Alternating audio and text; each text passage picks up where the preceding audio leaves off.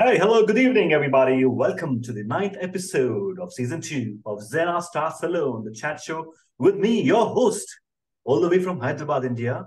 I have a guest, interesting guest from the far across the seven seas, as we call it, and the land of opportunities, the land of people, the land of culture, the land of technology, the land of innovation. We have a wonderful guest uh, who was born in the Bay Area, San Francisco, but now lives in one of these hamlets called Davis in California state.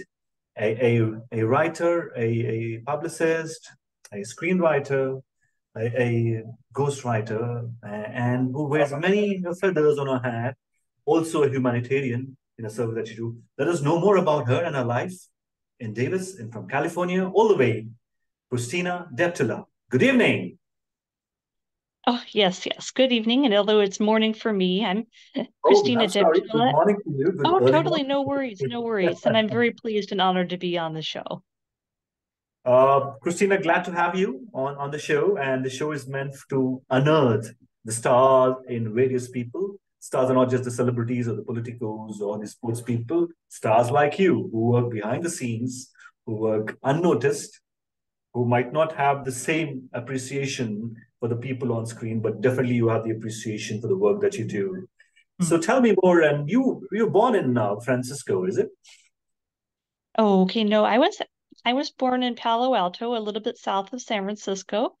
That was where Okay. I grew up. And yeah, I came from a very loving family, had two parents and a brother. And I was raised at family really valued education. We read a lot of books and we went to museums and we got out in the outdoors. We went hiking and we always had a vegetable garden growing up. And yeah, my mom grew a few flowers and my dad had some vegetables growing. And so, yeah, we grew up close to nature. We grew up in a close family and we read a lot. I remember a lot of trips to the library.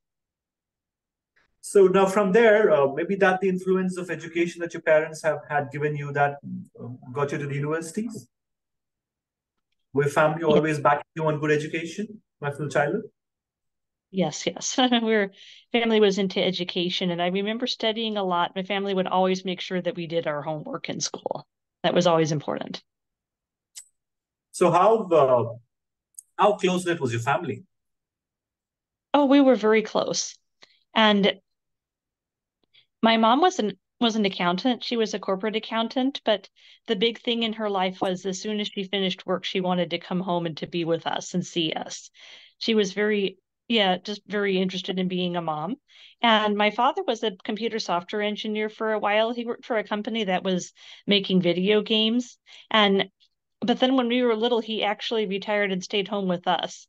Well, my mom was an accountant. And so, yeah, we grew up very close to both parents and the grandparents as well. I was close with all four of my grandparents. So you were the lucky one. Yes. And I think that's a real privilege just to have the different generations be able to get to know each other. It's really nice that you have the family that backs you, sort of Mm. tells you to do all these things. So what after that? Which university did you go to? Okay, well, then I went to UC Davis where I studied international literature and got to read books from all around the world. And I was always interested in science. So I was a biology minor and I was intending to become a science and tech journalist. But then right after I graduated, the economy wasn't very good and it was hard to find jobs in traditional journalism. And so I ended up launching a magazine called Synchronized Chaos, where we take art and writing, not fiction, nonfiction, poetry, prose, visual art from all around the world, and then we develop a theme out of everything that we have received. So yeah, I launched a literary magazine and then started a business doing book publicity because I was taking, So yes, from being a science student, you got into literature. yes. That's an interesting change. Whole lot of change. Oh, oh, yes. How easy or how tough was it for the transition from being a science student and getting to literature? Oh, I'm still interested in science writing and I still do science writing. And I had some literary background as well. And comparative with a comparative literature major at UC Davis. I've always loved to read. So literature and science were kind of always strong interests in my life. So talk us through your literature journey. I mean, starting, probably you should not have no clue about literature, or maybe must have done in your school or college. Professionally, coming from a science background, getting into the professional world of writing, you had any mentors with you? You had somebody, people to guide you? Okay, well, I had some very good professors at UC Davis, and now that I'm living in Davis again, I still go to a poetry night hosted by Dr. Andy Jones over at the Nitsulas Art Gallery. So I'm still, still in touch with some mentors and some professors and teachers from the past. So you took to the journey of writing, the literature. I mean, you had any influence of Shakespeare's or any kind of literature writing that you were fascinated as a child, or a Sure, screenplay? yes. Well, I did read Shakespeare, and I thought his comedies and everything was just very well structured and very well planned out. I tend to like dramatic irony. It just strikes me as clever and funny. And so, yeah, I enjoy the Greek plays that have that in there, Oedipus and others. And then, yeah, I did read Shakespeare. And let's see, books that have influenced me. Um, Comparative literature is international literature, so I read books from all around the world. So I've read Gabriel Garcia Marquez and Isabel Allende and Toni Morrison. And I just love people who can tell a story, who can really develop characters and develop a setting and be able to bring you into a whole new and different world. So you love this whole storytelling process as a Yes, person. yes. Yes, and I tend to do that in science writing as well. I think of that as also storytelling about how something was discovered, about what's going on out in nature, about because science is nature. It's how nature works. And so, you're either telling a story about nature or a story about how something in nature was discovered and researched. So yeah, I am into storytelling, and I find that applies to my journalism work as well. Any of the story that has influenced you as a child when you're growing up with your parents? You must have read a lot of these stories. It could be stories of, we, at least as a child, I used to read these books called The Famous Five or Nancy Drew, these kind of comic tales that usually children start growing up and you Oh, evolve yes, sort I of. enjoyed Nancy Drew, and I read Anne of Green Gables, and what else? The Boxcar Children, and Right. a lot of classics. Read Island of the Blue Dolphins and Mrs. Frisbee and the Rats of Nim. So yeah, I enjoyed kids' books. So did you also read Alfred Hitchcock? I know, but I've seen some of his movies. So the influence transcended into the movie. The storytelling goes into Yes, the yes, movie. yes. So back in India, as a child, we were always before the internet revolution. Here, the mothers would always speak to you and tell a story to make the child sleep. All right, and Like a yeah, lullaby little or a lullaby. So bedtime you story. tell the story about this king, about his whole kingdom, how he started ruling, how he had fought a war. So is it the same that goes back there? Yeah, we've had bedtime stories, and so I'm an aunt now of little tiny kids. So I have two little nephews and a tiny niece, and I will read them stories. Some of them are still taking naps during the day, and so I will read to them. They like books about trains, about choo-choo trains. So we have a whole collection of kid books that I'll read to them. So you're transferring the whole storytelling of to the next generation too. Definitely, yes. I'm the aunt who reads to the little ones. And how influential has it been on the next generation about your storytelling? Okay, well, they both enjoy books. A lot of times they kind of enjoy nonfiction more than fiction. They want to read about how things work, but I think that's very cool as well. But yeah, I enjoy reading to them and they enjoy books. See, the whole literature has moved from a different sense altogether. Back in during the World War time, the literature was again very marginalized. It was only sexualized to speak a certain word, and certain books were banned. Certain books were not to be about spoken about. There are a lot of things which were not publicized with a threat to publication houses. Then came the whole era where everything got sold, every information got sold, and then you had the whole now the digital era where everything is on internet now. Everything that you want, touch, speak, everything is so available to internet as such. But again, if you identify yourself, do you see that children nowadays, the children are more abreast with reading online than the culture of books? Um, I've actually heard the pendulum is starting to swing back the other direction. I mean, Right. certainly the internet makes a lot of books available to more people more cheaply. And for a while, there was a big culture of minimalism where you didn't want to have too many things in your house. And it was just like the aesthetic of having a lot of open space, and so people didn't want to buy too many books, and then of course it's cheaper to get an ebook, and so people were reading off of Kindles and reading online, and that was a thing. But then I've actually heard that people miss the way the cover of a book looks and then the Yeah. touch and the feel of an actual book, and sometimes just after too much screen time you want a break or you do something else, so I've heard people are going back to regular books. And the smell of the book as well. Yes, yes, definitely. And the smell of the Got something bookstore. to it when you just tracks.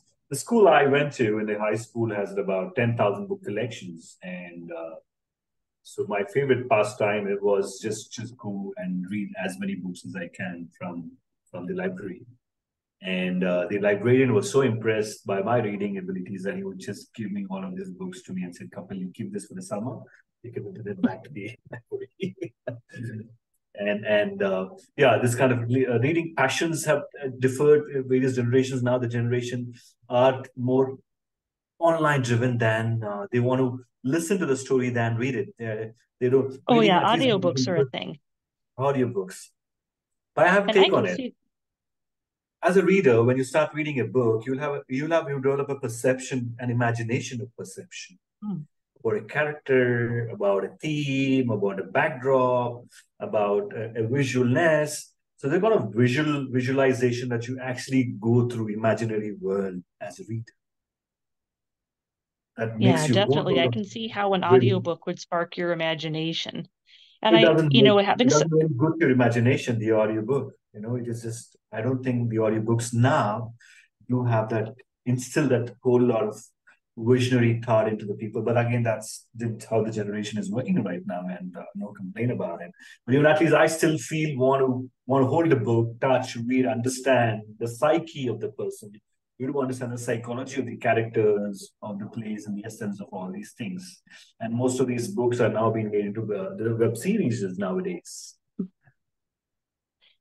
yes, definitely. There's a lot that you get just understanding characters and understanding books. And it's kind of audiobooks are hard in a way for me because I can get distracted because sometimes I will be doing other things while I'm listening to the audiobook and I have to remember to pay attention to every word or I will miss something.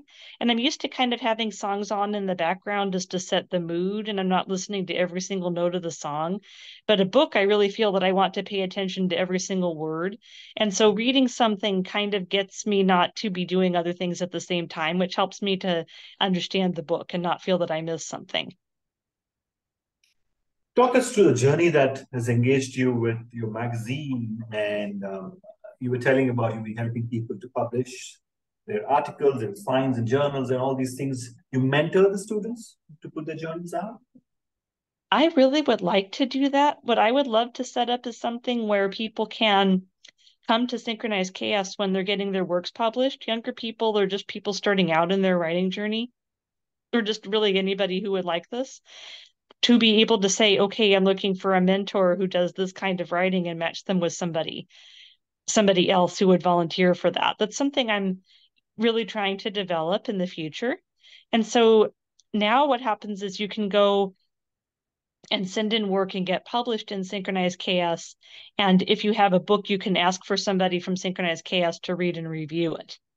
So people are able to have somebody talking about their work and they're able to have a venue to have it published, which is actually a really good thing for students. I've seen people in different countries say that they are able to apply for grants and scholarships to help fund their education, and they have to have a listing of places they are published. And this is a place where they can be published. So it's helping people in a way be able to access funding that's helping them with their education.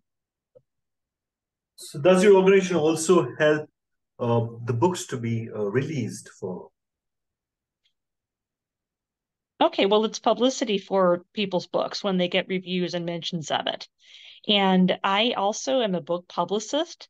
I manage a small business, which I started with friends and colleagues, and we help authors to get traditional and social media publicity for their books. It's endorsements, reviews in blogs and magazines, social media and influencer coverage, influencers talking about their books, and then interviews and magazines and podcasts. And we get their books into libraries and bookstores. And we hire people with disabilities to work part-time from home to have some income generating opportunities for them. And we are a green business that we do a lot of things virtually and we try to save paper and the transportation.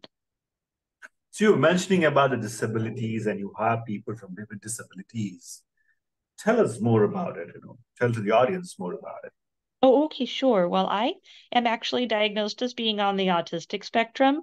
And I just feel that in some ways, which I'm still discovering and seeing how this works, that my brain works differently than other people's brains. Right. And yes. And it's kind of a discussion about, oh, do I see myself as disabled or just different? Well, it's kind of both. There are some things that my brain does better than other people's brains, and then some things that my brain is not very good at. I have a really good idea, a really good sense of being able to come up with creative concepts and being able to pull information together and synthesize it. But I'm not as good at things like short-term memory. If somebody tells me something, I will forget it 2 minutes later, unless I, Mhm. really do it over and over and commit to memory. So I would be very bad as a server in a restaurant, for example, because I would forget what people had ordered. I would be friendly and I would start talking to everyone and I would love that part of the job, but I would forget people's orders um, with just, with that memory thing. And that has made it hard for me to have traditional jobs working in offices. And so I'm thinking, okay, this is how my brain works, but there are other things that I can do. There are just some things that I'm not so good at. And I view people whom society considers disabled who have a physical or a mental disability in the same way. That just, everybody is unique and everybody has a constellation of things that they can do and things that they're not so, things that they are really good at and things they are not so good at, that's just part of the human experience. And if we can offer humans opportunities to be able to make the most of what they can do, then that would be so much better. So you had a journey in autism as a child? I wasn't diagnosed until I was grown up, and it wasn't Oh. really a thing when I was a child. People didn't know that much about it. That was just sort of how it was. But then I got Mhm. diagnosed as an adult because I started to realize that I was more different. It was harder for me to keep traditional jobs. And I don't know, it's a stereotype that autistic people don't socialize and don't talk and don't make eye contact and are not friendly. But I think that some people who are like that, it's really more that they're just overwhelmed, that it's like very intense to think about making conversation with people and all of that. I certainly don't have any problem making conversation, or talking, but I think it's just that it's overwhelming for some people. I don't really experience that part of autism, but I think it was just more, I don't know whether the memory thing is related, but my differences started to be more pronounced as I got older. And so I got diagnosed then. And then that led to an interest in disabilities and people with disabilities and people being able to have more freedom at work, to be able to set their own schedules and work around whatever their bodies and brains need. So was it easy, your childhood? Did you find these things tough while growing up yourself? Childhood wasn't really tough.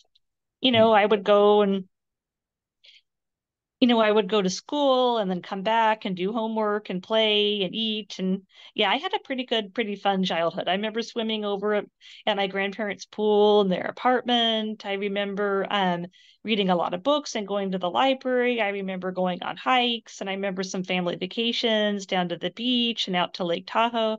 So yeah, my childhood was really pretty good. It was kind of more as an adult that I started to notice my mind being different. So you got the whole diagnosis done for yourself? Yes, but in my 30s as a grown up. What did you discover from that completely? Well, it was actually fascinating. I Some people felt sad for me at that time, but I just remember being fascinated and reading all about how my brain works. And I thought, oh, well, this is interesting. So that's why I'm like this and I'm like that. And oh, and that's because of this. And a lot of people who were diagnosed as adults have had similar experiences. Like they remember learning all about their brains and just being intrigued by understanding themselves. We all built differently. Just the Yes. brain is. And so that's how I got into people with disabilities being able to have rights and employment opportunities. Because in our country, it's a really sad thing that, when somebody has trouble finding work because of a disability, then you can get some money coming in from the government, but in order to have that, you have to really establish that you cannot work at all. And you have to have forms and doctor's notes saying that you are basically totally incapable of anything. And so it's a lot in order for people to be able to get the help that they need, you basically have to declare yourself totally, totally and completely incapable of doing anything. And then you're given a fixed amount of money to live on. And if you go and work, that gets taken away, which I mean makes sense if you're able to support yourself. Society only has so many resources, and certainly if you can support yourself, then that's good. But then sometimes people have, chronic issues that kind of sometimes they're, kind of sick and need help, and then other times they don't. And so it's really hard to get back on the disability once you're off of it. And so a lot of people really just avoid working because they don't want to risk losing benefits that they might need at some other point in their life. And so it's kind of like a binary in a way because of the way the benefits are set up. Um, that people think, oh, okay, I am totally able to support myself and totally healthy and totally functional, or they have to think of themselves as totally and completely disabled in order to get benefits. And it's hard to sort of to be in the middle because people will think, oh, maybe that person can work. If they can work then why can't they work now? Maybe they're committing fraud and they don't really need the disability. And, it's really hard to be declared disabled. And once somebody is, then they just kind of, they stay that way and they don't get, they don't look into work opportunities or what they can do. I've heard of people who turn jobs down because if they have money coming in, they could lose their benefits or, society will say, oh, you're not really disabled. You're not going to be able to get any help now or in the future. And, just the human mind and body don't work that way. Sometimes we're up for doing things and sometimes we're not. It's not the same kind of rigid binary that the system thinks. Have you noticed in your experience between a disabled person working for you and a normal person disabled for you, who performs better? Well, it really depends on what it is that they're doing. And, somebody who has, maybe they have a physical disability and they don't go out as much if they don't have the strength to be able to be out walking or out driving or whatever, then it's, maybe they are able to conserve their energy if they're working from home. And so they can do a lot of work on the computer because, you go in the office, you have to get all dressed and you put on your makeup and you're out there walking and talking and interacting with people and you have meetings. And only so much of the time in a traditional office day, do you actually spend getting your work done. But somebody working from home, they're really able to focus in on something and get things done. So sometimes, yeah, sometimes that can be a strength.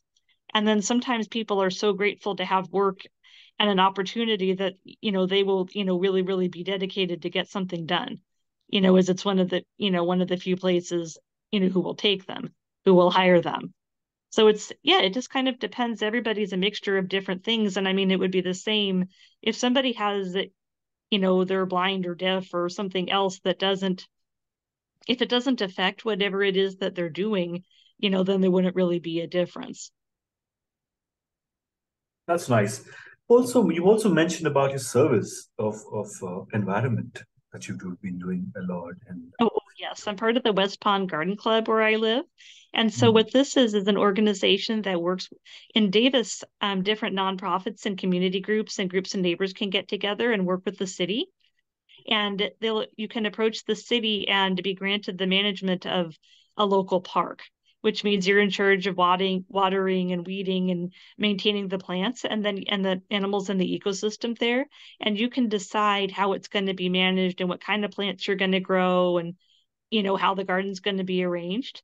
And so we're in an area that was originally kind of barren. There's excuse me, pretty much nothing there before I moved in, and now it's been turned into several beautiful garden areas, one of which is for native California plants. And so we're bringing in plants, poppies and lupins, and which are suited to be able to grow in the environment. And we're bringing back butterflies and pollinators.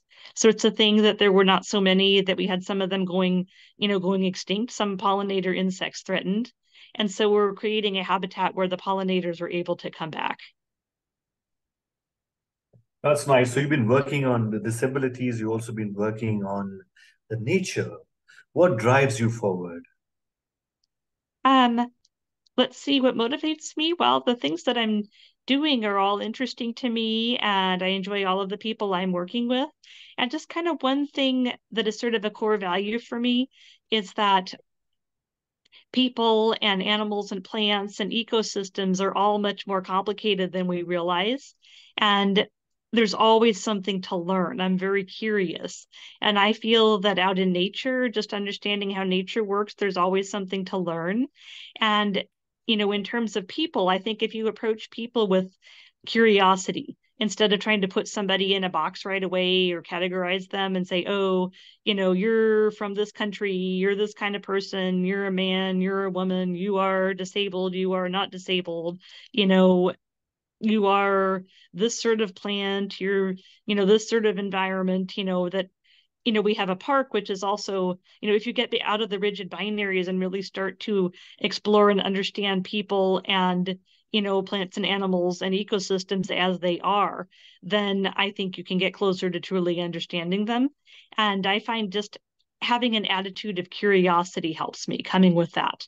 And I have a lot of venues. If I'm reading people's writing, if I'm publicizing people's books, if I am learning about and working with people with disabilities, if I am, I don't know, ghostwriting, or content writing, I write for the Yale School of Medicine about long COVID. I write for a magazine called Trura, where I'm learning about and interviewing different entrepreneurs in the fashion and lifestyle space. And then with the garden work that I'm doing, it's just, to me, so many opportunities to learn and to be curious and to have a broader understanding of people and systems that goes beyond stereotypes we see at first glance.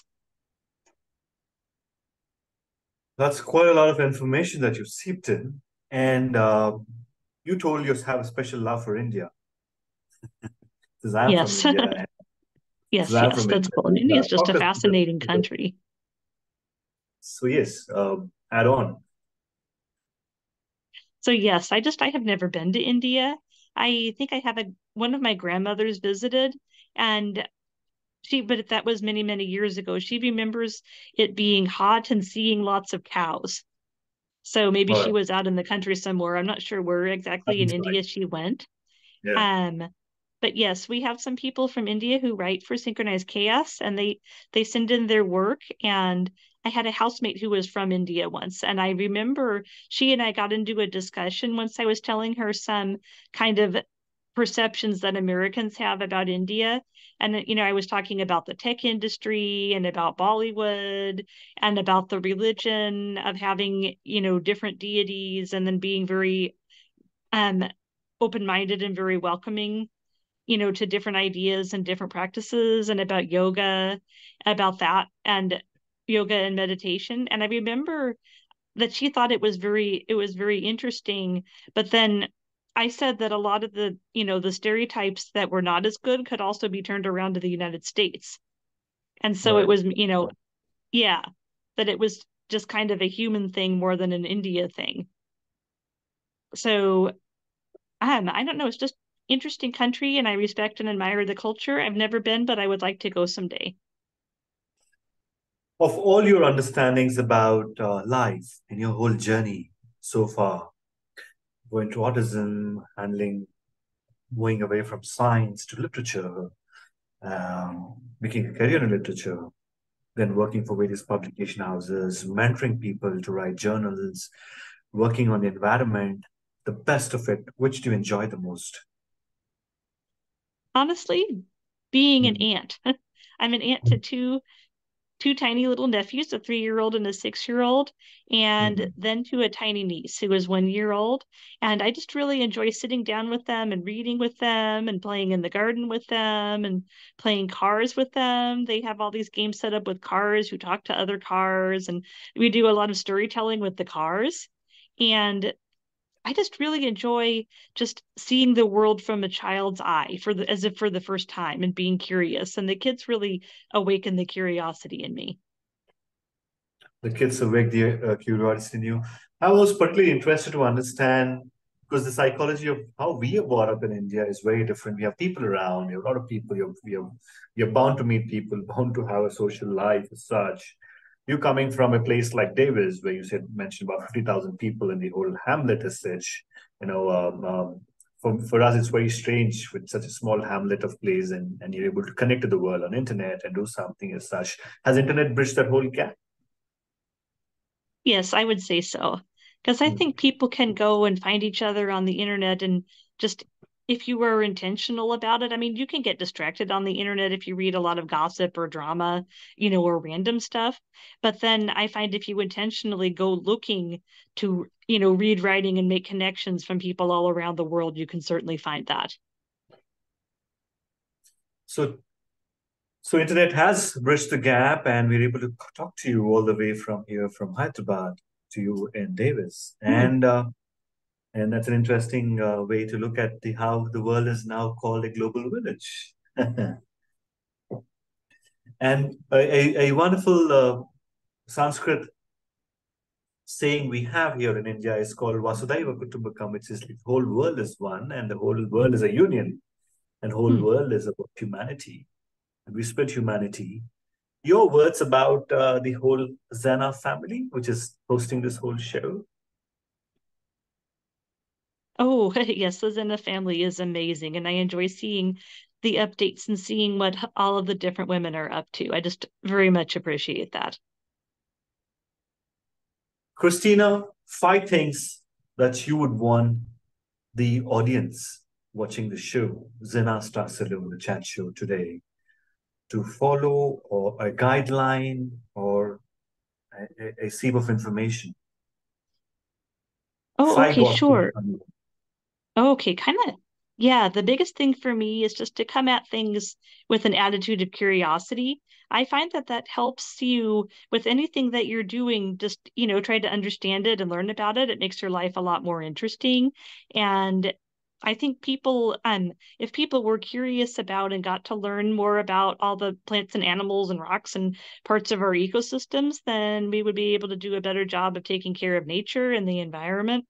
And I think people would get into fewer arguments with each other is just inevitably you're going to run up against a difference or a conflict with somebody. And I think if you approached it with curiosity of where is that person coming from and why do they think that? As opposed to I'm right and they're wrong. I mean, not that there isn't right and wrong in the world.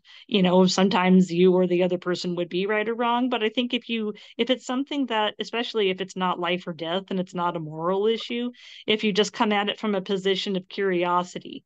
If you're like, why does that person forget to do the dishes or whatever it is, instead of they are bad, they are this. If you try to understand their perspective and if you come at it from a position of curiosity, I find that that works, that helps. So, yeah, I would encourage people watching this show to be curious and to learn about the world around them and the people around them. I was wanting five gospels from you. Okay, so be curious and learn about the world. Try to learn something new every day. And also try to see the world in terms of this is what I tell people with publicizing books. Some people, are shy, they don't have a lot of confidence, and they are nervous about putting themselves out there and their work out there. And then other people, sometimes they have a lot of confidence and they're, kind of like salespeople with their books and they go on and on about it. I find that a good thing is to have a balance by thinking about, you know, people you're working with as potential partners and just think, oh, okay, so what can I bring you that is of benefit to you? And how can we work together? So that it's not like, oh no, I might get rejected, or oh, I had better convince all those people that my book is so great. That if you just think about the world in terms of partnerships that, then if somebody wants to work together with you, you are thinking about what you can offer them, that it's not all about you. And then also, if they are not interested, then it's not as if you or your writing are not good and you've been rejected. It's just that it wasn't a fit at that time. And it can sort of take the pressure off. So that's something. Think in terms of working together, think about relationships, think about partnerships, be curious, always learn something new.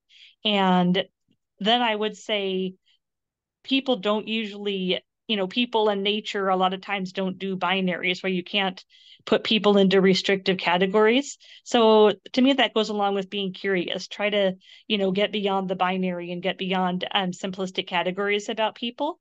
So you can't be so easily categorized, and neither can anybody else.